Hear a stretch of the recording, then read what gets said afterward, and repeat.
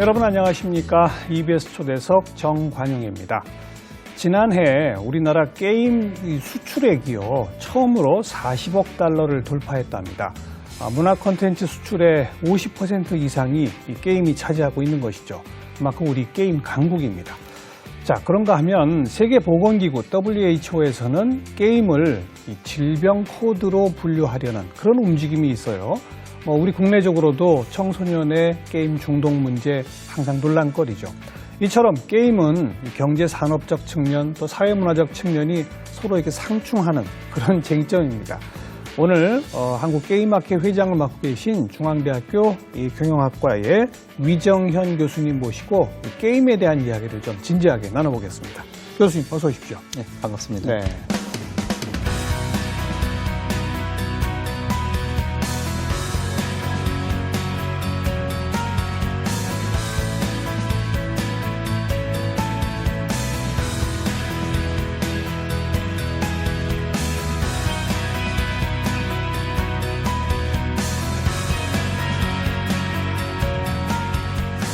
제가 방금 우리 게임 강국 맞죠? 이렇게 표현했는데 진짜 강국이죠?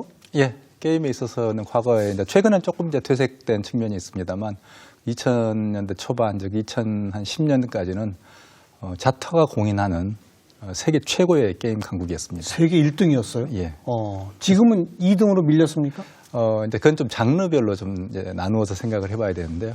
PC로 하는 게임을 이제 온라인 게임 이렇게 부르고. 스마트폰으로 하는 게임을 모바일 게임 이렇게 부릅니다만 아직도 이제 PC로 하는 온라인 게임은 여전히 세계 1위입니다만 모바일 게임은 아직 유감스럽게도 우리가 세계 1위는 아닙니다. 중국이 1등이죠. 중국이나 미국 또는 뭐 북유럽 이런 나라들이 그래요? 공통으로 좀 1위에 올라가 있고 한국은 그보다 좀 처져 있습니다. 요즘 근데 다들 PC보다는 모바일로 게임 많이 하지 않나요? 예. 그래서 향후에 이제 이게 모바일이 이미 대세가 되어 있고, 그다음에 모바일 게임 시장이 계속 확장되고 있기 때문에 좀 이런 한국 게임 산업의 미래가 좀 우려스러운 게 지금 현실입니다. 네. 어쨌든 우리 전체 게임 시장 한국에서 뭐 어느 정도라고 봐야 됩니까? 현재 우리나라 게임 시장 한 13조 정도 됩니다. 연간 13조. 예. 이게 게임 산업의 전체 산업 규모를 이제 13조 정도로 좀 보고 있습니다. 네. 또 제가 오늘 처음 시작하면서 얘기한 것처럼 외국으로 수출하는 것도 40억 달러를 넘어섰다. 예. 그래서 40억 달러이기 때문에 우리 한국 원화로 계산하면 대략 한 5조 정도 규모가 됩니다만 전체 게임뿐만 아니라 전체 이제 컨텐츠 수출액 그래서 이거 전체의 한 적어도 한 절반 이상을 문화 콘텐츠 수출의 절반 이상. 있습니다. 그래서 게임 산업이 어느 정도 대단하냐면 BTS는 사실은 전 세계적인 어떤 한류의 대표적인 어떤 스타로서 방탄소년단. 방탄소년단이죠. 근데 그게 정말 세계적으로 유명하고 이제 우리 모두가 대단한 자부심을 가지고 있습니다만 산업 규모로 따지면 대략 2017년 정도의 규모로 따지니까 한 1,000억 정도 됩니다. 근데 거기에 비해서 음악 한류가 근데 BTS 하나, 방탄소년단 하나가 이제 그 정도 한 1,000억 원 정도 볼 수 있는 거죠. 근데 거기에 비해서 게임 수출액이 5조라고 하면 이게 얼마만큼 대단한 그리고 특히 이제 게임 같은 경우는 완전히 불모지. 한국이 완전히 황무지 상태에서 민간의 어떤 힘으로 끌어올렸던 산업이기 때문에 이게 얼마나 대단한지를 알 수 있는 거죠. 간단히 연간 13조, 그중에 한 5조는 수출. 거기 종사하는 인원도 어마어마하죠? 예. 종사하는 인원도 대략 따지면 한 30만 정도 이렇게 좀 보고 있습니다. 그러니까 뭐 PC방 등 관련 이제 부가 산업까지 다 합쳐서 보면 그 정도 됩니다. 그 말씀하신 대로 완전히 황무지에서 우리가 이렇게 우뚝 세계 최강으로까지 물론 요즘은 조금 더 주춤한다고 합니다만 그렇게 가게 된 과정을 다시 한번 좀 되짚어보죠. 원래 과거에는 일본이 1등이었었나요? 게임은? 과거에는 일본과 미국이 1등이었었죠. 그래서 PC 게임, PC와 사람이 하는 그런 PC 게임이라고 불렀습니다만 그건 이제 미국이 1등, 1위. 그 콘솔 게임이라고 이제 부릅니다만 전용의 어떤 셋톱박스를 TV에 연결해서 하는 게임이 있습니다. TV에다가 이렇게 뭘 꽂아가지고 TV를 보면서 게임팩 이렇게 딱 꽂아서 저도 뭐 우리 아이 어렸을 때 했던 기억이 납니다. 그걸 콘솔이라고 부릅니다. 콘솔. 그에서 일본이 부동의 1위였죠. 그 이제 두 개의 그 이제 일본과 미국이 세계 게임 시장을 지배하고 있을 때는 한국은 명함도 내밀지 못했습니다. 그래서 우리나라 게임 회사가 이제 사장이 개발을 하겠다고 일본의 이제 콘솔 그 게임 회사를 찾아갔었는데 예. 문전박대를 당했던 문전박대. 예, 뭐 만날 이유가 없다라는 딱 한마디로 그냥 찾아갔는데, 그러니까 연락을 해도 안 만나주니까 찾아갔던 거고, 예. 찾아가도 안 만나주는 예. 이 정도로 천대를 받았던 또는 무시를 당했던 게 한국의 게임이었습니다. 그랬었는데요. 그런데 이제 1990년대 후반부터 이 게임을 네트워크를 경유해서 하는 형태의 게임이 등장하기 시작했습니다. 네트워크. 예, 그러니까 인터넷 서버, 공간에서 예, 인터넷을 경유하는 그런 이제 서버를 경유해서 하는 게임 형태가 나타났다는 거죠. 그러니까 일본과 미국의 게임의 특성은 기계하고 사람의 게임입니다. 사람과 기계가. 예, 그러니까 예. 예를 들면 아까 콘솔이라고 불리는 그런 장르도 그렇고 이제 PC 게임이라는 것도 지금은 이제 PC가 다 인터넷에 연결이 되어 있습니다만 결국에는 그 PC 한 대하고 사람하고 게임을 하는 사람이 이제 PC 한 대하고 대전하는 거죠. 이런 형태의 게임인데 그게 이제 서버를 경유하게 되면서 사람과 사람의 대전 형태로 바뀌게 된 거죠. 네. 근데 그게 이제 이 게임 각자 자기 집에 앉아서 예. 그 다른 두 사람이 인터넷 라인을 통해서 서로 겨루는 그런 거죠. 이런 예, 거죠. 더 유사한 거죠. 예. 그래서 이제 그거 꼭 집은 아니라 PC방도 좋고 뭐 어쨌든 그렇습니다만 그런 상태에서 게임에 있어서의 그러니까 이제 결국은 산업의 어떤 게임이라는 제품 특성이 바뀌어버린 거죠. 그렇죠. 과거에는 사람이 이제 기계화한다는 것만 염두에 뒀으면 이제는 그런 서버를 중간에 두고 사람과 사람이 어떻게 대전할 것인가 이걸 고민하는 게 결국에는 이제 온라인이라는 그래서 온라인 게임. 이름도 온라인 게임이 된 겁니다. 그 사람과 사람이 또 1대1이 아니라 팀을 짜서 하기도 있고 그렇게 되지 않습니까? 예. 그래서 하나의 대략 그 서버에 들어가는 이제 인원을 따지기도 합니다만 대략 지금도 인원이 한 많게는 국내에서 30만 명. 그리고 이제 중국 같은 경우는 서버 수용 인원이 더 많습니다만 한 서버 세트에 서버 군에 한 200만 명이 모이기도 합니다. 그래서 전체 한 게임이 우리나라 같은 경우는 이제 최고의 동시 접속사라고 부릅니다. 동시에 게임이 몇 명을 하고 있나 지금 이 시간에 그걸 따집니다만 한국 같은 경우는 대략 한 몇십만 명 정도가 됩니다만 중국 같은 경우는 많을 때는 뭐 몇천만 명이 동시에 게임을 하고 있는 이 정도 규모가 되는 거죠. 그러니까 온라인으로 연결해서 게임을 하는 그런 방식을 한국이 세계 최초로 개발했던 거죠. 아, 그렇군요. 근데 그게 혁신은 정말 놀라운 혁신이었습니다. 그래서 제가 일본에서 이제 유학을 할 때, 이 유학을 할 때 박사과정 말기에 이제 온라인 게임이라는 산업이 이제 등장을 했습니다만, 제 후배가 저에게 와가지고 한국의 온라인 게임이라는 게 너무 재밌다.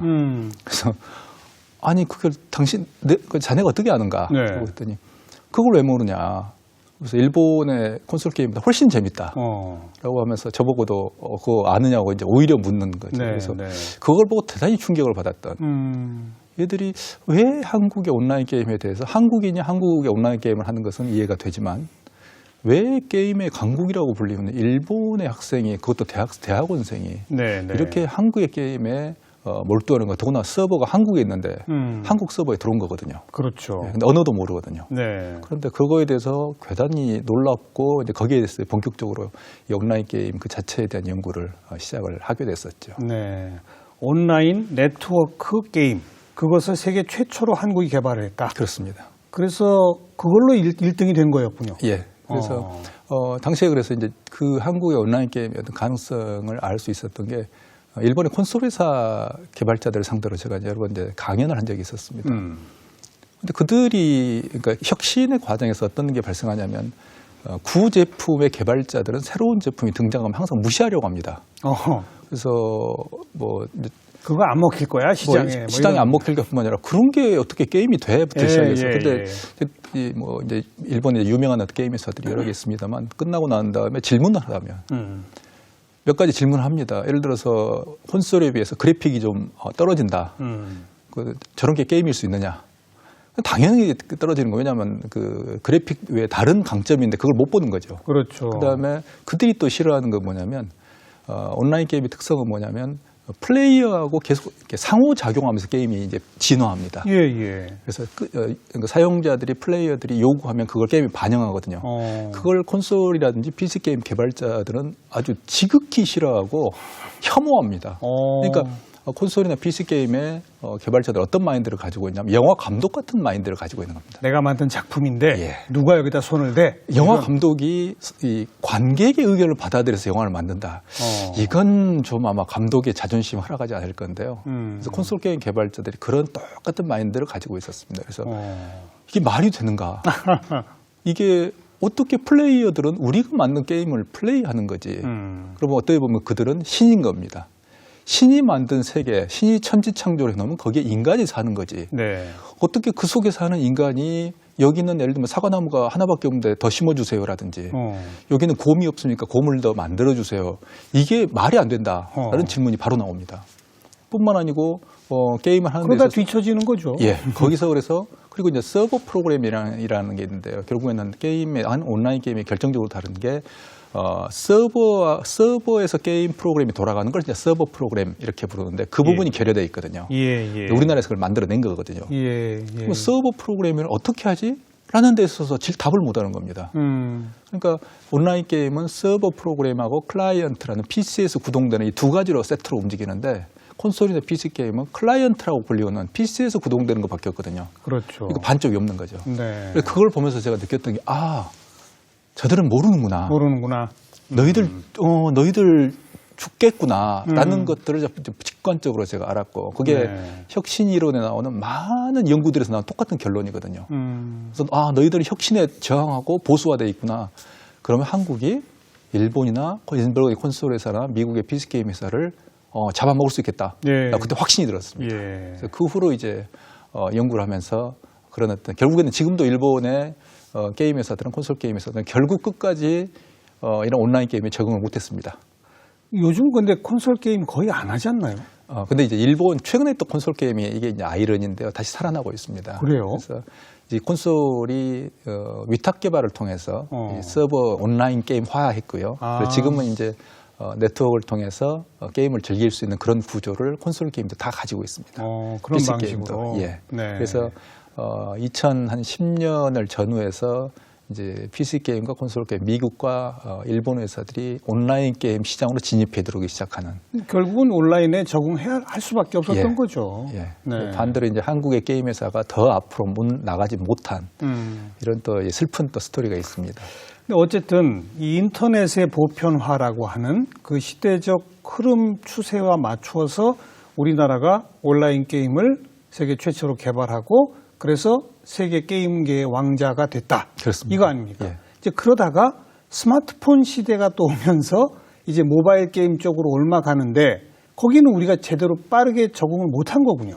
예, 그게 또 하나의 좀 가슴 아픈 그 스토리입니다. 그러니까 혁신 이론으로 보면 어떤 게 있냐면 혁신자는 반드시 다음 혁신에 의해서 실패한다라는 그런 어떤 일종의 금구 비슷한 게 있습니다. 그런데 그걸 벗어난 기업은 거의 존재하지 않습니다. 근데 온라인 게임에서도 결국에는 돌이켜보면 좀 그런 것 같습니다. 이제 과거를 돌이켜보면 온라인 게임의 경쟁력이라는 건 너무 강했습니다.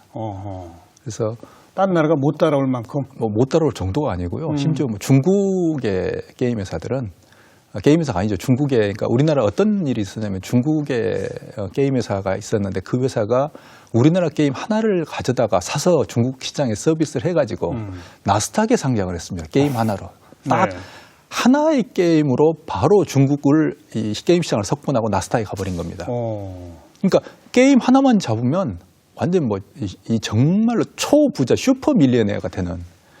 이러면 이제 우리 그 게임 개발 업체는 그 중국 업체한테 톡톡히 받고 넘긴 겁니까? 근데 그때는 또 그게 우리나라에서 실패했던 게임이거든요. 그래서 나중에 그게 또 분쟁이 됐습니다. 그러니까 우리나라에 실패한 게임인데 중국에 갔더니 대박을 친 거죠. 그러니까 처음에는 그냥 가벼운 마음으로 어차피 안 되는 거라고 줘봤던 거죠. 아이고, 근데 거기서 이제 대박을 치고 나면서 이제 그게 나중에 이제 분쟁이 생기게 됐던 계기가 되는데 그러니까 이제 중국의 기업들은 뭐 제조업부터 시작해서 부동산 재벌 온갖 돈 가진 사람들이 앞을 다투 한국으로 오는 겁니다. 게임 사러?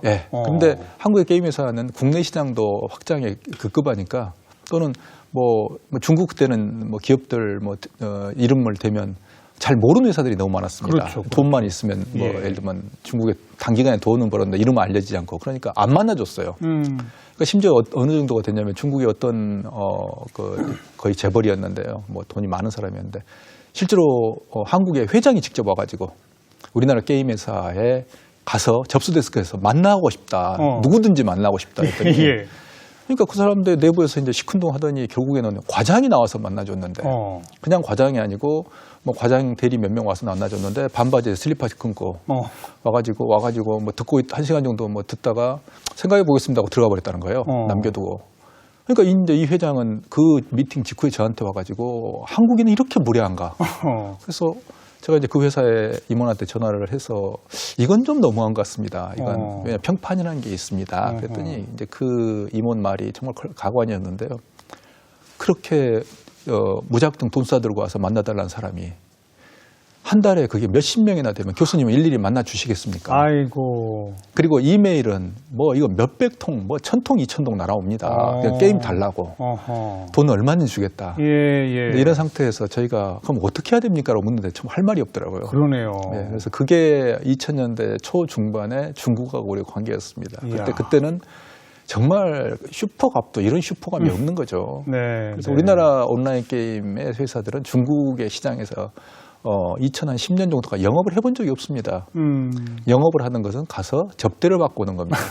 그래서 후보 기업이 한 10개 있으면 그런 영업 담당 임원이 전무가 또는 상무가 가서 한 회사씩 매일 하나씩 만나면서 술 대접 받고 식사 잘 하고 그 중에서 하나 고릅니다. 그러니까 우리는 온라인 게임은 중국하고 관계에서 영업을 해본 적이 없으니까 이제 그 관계가 이제 깨지고 무너지니까 이제 힘들어하는 거죠. 그러니까 이러니까 결국에는 어떤 일이 생기냐면 결국 사람은 정말 잘 나갈 때 겸손할 수 없는 것 같아요. 그거 어려운 일이죠. 사람도 기업도 그런 것 같습니다. 그렇죠. 더구나 이제 기고만장 해버리는 거죠. 기고만장 정도가 아니었고요. 그러니까 영업을 하지 않고도 비즈니스가 이루어질 수 있고. 심지어는 계약 조건도 한국에서 마음대로 정할 수 있고 이렇게 돼버리니까 눈에 보이는 게 없는 겁니다. 그러니까 개발을 안 했군요. 결국에는 그 과정에서 이제 개발에 대한 이제 집착이 떨어지는 거고요. 특히 이제 그 과정에서 이제 플랫폼의 변화, 그러니까 PC에서 스마트폰으로 정말 크게 바뀌었던 그 아이폰이 2007년경에 아마 나왔을 거거든요. 그 변화를 간과한 거죠. 그리고 심지어 미국에서 아이폰이 게임의 어떤 플랫폼 디바이스로 나오기 시작했던 그 당시의 상황을 그게 얼마나 심각한 영향을 줄 것인지를 간과한 거죠. 그러면서 우리는 그런 스마트폰 기반의 게임을 개발을 지연시키고 왜냐하면 이 온라인 게임에서 너무 잘 나가니까 다른 거 갈 이유도 없습니다. 여기에서 돈 버는 것도 급하거든요. 그렇죠. 그리고 그럴 이유도 딱히 없었고요. 왜냐하면 근데 이 스마트폰으로 넘어가는 과정에서 중국 업체가 더 빨리 들어온 거죠. 그래서 급격하게 시장 2013년 이때부터 중국의 스마트폰의 보급이 시작되면서 그와 더불어서 스마트폰 기반의 게임들이 아주 급격하게 확산되기 시작했는데 우리는 그걸 놓친 거죠. 야, 지금 교수님 말씀 들어보니까 진짜 이쪽은 속도가 너무 빠르네요. 뭐 10년, 20년이 아니라 몇 년 상관으로 그냥 왔다 갔다 하는군요. 정말 보고 있으면 우리가 이제 알고 있는 중국의 어떤 춘추전국 시대. 그러니까 해가 바뀌고 또는 달이 바뀌면 성의 주인이 바뀌는 이런 걸 저는 IT 특히 게임의 세계에서는 보고 있습니다. 그래서 이게 지금 우리가 또 게임 회사 빅3라고 세 개의 큰 회사가 남아 있습니다만 그게 도대체 10년 후에 또는 5년 후에 과연 어떻게 될지 예측할 수 없는 정말 좋은 의미로는 다이내믹하고요. 좀 우리가 부정적으로 보면 너무 급격하게 변하는데 그 변화를 따라잡기가 대단히 어렵기 때문에 그리고 더구나 지금 현재 우리나라 게임 산업 전체가 지극히 보수화되어 있기 때문에 굉장히 좀 걱정입니다. 그래도 어쨌든 큰 흐름으로 뭐 콘솔 게임, PC 게임 시절에서 온라인 게임으로 이제 모바일 게임으로 큰 흐름은 지어지면 동시에 전 세계적인 게임 시장은 계속 커지는 거 아니에요? 그렇죠. 계속 확산되고 있습니다. 계속 커지고 있는 거고. 특히 스마트폰 기반의 또 모바일 게임, 스마트폰 게임 시장이 계속 좀 확산을 거듭하고 있기 때문에 우리나라가 예전에 그런 어떤 영화를 다시 되찾는 게 중요한 지금 시점입니다. 우리도 어쨌든 잠깐 좀 개발을 멈칫했습니다만 모바일 게임에서도 우리도 지금 과감한 투자들을 하고 있나요? 그 부분이 조금 아쉬운 점인데요. 아쉬워요? 모바일 게임에 대해서 과감한 이제 뭐 금액적으로 투자는 하고 있습니다. 근데 그게 이제 뭐라고 이야기할 수 있냐면 기존에 우리가 온라인 게임에서 사용했던 IP, 지적 재산권이라고 부르죠. 그러니까 게임 타이틀들이 있습니다. 성공했던 그걸 다시 모바일 게임으로 이식하는 그러니까 나쁘게 얘기하면 우려먹기, 재탕 이렇게 볼 수 있는 거죠. 그런데 지금 같은 경우 공격적으로 만약 게임 개발을 하게 되면 신규 게임들, 새로운 게임들 개발에 좀 집중을 해줘야 되거든요. 네, 네. 그러지 않고 우려먹기를 한다는 것은 1990년대 후반에 중후반 일본의 콘솔 게임 했던 똑같은 상황입니다. 일본 콘솔 게임 그러다가 완전히 망가져 버렸거든요. 그러니까 계속 잘 되는 게임을 계속 시리즈로 만들다가 새로운 게임을 안 만들고 하다가 산업 전체가 온라인 게임에 적응하지 못했고요. 네, 네. 우리가 지금 괴단이 유사한 그런 어떤 현상들이 지금 현재 보이고 있습니다. 전 세계적으로 하루에도 굉장히 많은 게임이 쏟아져 나올 것 같은데요. 예, 지금 현재 쏟아져 나오고 있습니다. 그죠? 그래서 왜냐하면 글로벌 플랫폼으로 이제 큰 회사들이 자사의 어떤 플랫폼들을 가지고 있기 때문에 예. 굳이 뭐 그러니까 한 국가 내에서 게임을 서비스하지 않더라도 그런 플랫폼을 올려버리면 아주 간단하게 세계 시장으로 갈 수 있기 때문에 뭐 전 세계적으로 따지면 뭐 하루에 뭐 몇백 개 올라오는지도 알 수 없죠. 그렇죠. 예. 그리고 이 게임 업계도 역시 양극화가 있습니까? 예, 대기업들이 독점합니까? 빅3라는 이제 3N으로 이제 불리는 세 개 회사가 있습니다만 그 회사하고 나머지 중소개발사 간의 격차가 대단히 큽니다. 그래서 되게 수익에서 그러니까 전체 산업의 매출을 보면 대략 한 57% 정도 뭐 2017년 통계로 나옵니다만 대략 한 60% 정도 전후가 세 개의 게임 회사가 매출 중에 차지하는 비율입니다. 예, 예. 그리고 나머지가 이제 세 개를 제외한 나머지가 한 40% 정도 이렇게 이거 상당히 심각한 어떤 독과점 현상이라고 좀 볼 수가 있겠습니다. 그런데 문제는 이런 독과점 현상 속에서 빅3라는 대기업들이 게임 대기업들이 그런 어떤 공격적인 어떤 게임 개발을 하지 않고 있다는 점 그리고 반대로 중소개발사들은 자금난 때문에 못한다는 거.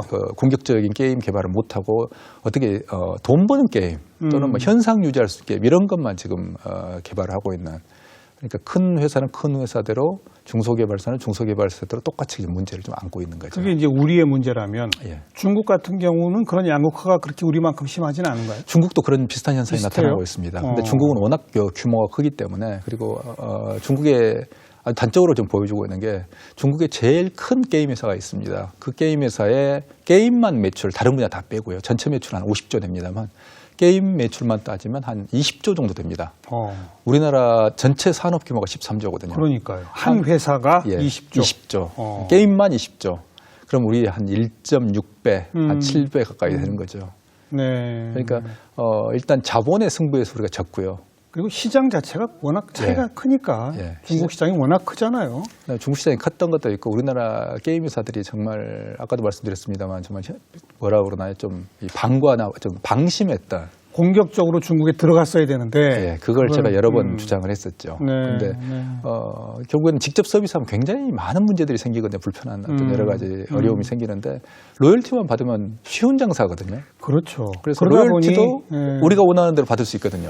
그러다 보니 그 시장을 놓쳤네요. 예, 그러면서 매일 이 돈 들어오는 통장에 돈 들어오는 재미에, 그러니까 월세 받는 재미에. 네. 그래서 그 월세 주인 어느 순간에 주인과 객이 바뀌고 있다는 걸 몰랐던 거죠. 그게 참 중국과 관계에서 참 아쉬웠던 네. 그런 어떤 것입니다. 뭐 짧은